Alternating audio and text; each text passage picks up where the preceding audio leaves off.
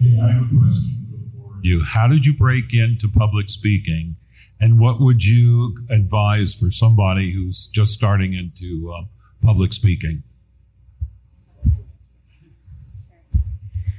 I mean, the only reason that, well, first I was trained as a public speaker by Planned Parenthood. So thanks to Planned Parenthood for that. They're actually great media trainers. Secondly, the only reason that I even have a platform today is because of Planned Parenthood, because they sued me, because they took me to court. But I mean, I would say that I guess I have a different story because I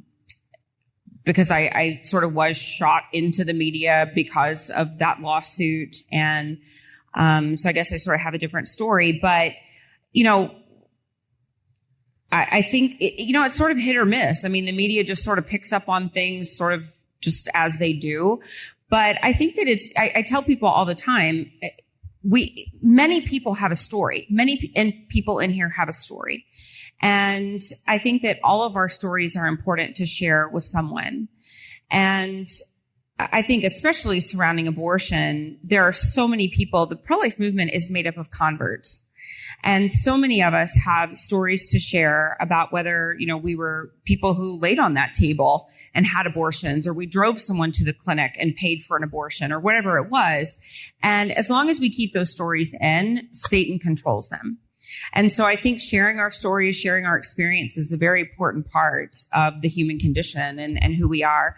And so I think sharing, starting small is important, and sharing with your local community is important. Sharing with your family, sharing with your local church is a great way to start. Not everybody is going to have, what we have up here. And let me tell you something, you don't want it necessarily. But, it's certainly a calling.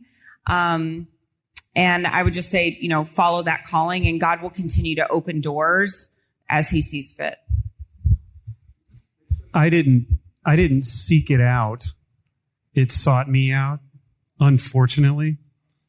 I've told this story before about that scenario in front of the Supreme Court building where, I was more or less accosted just because of what I was wearing. And I knew at that moment that I'd better get in the game.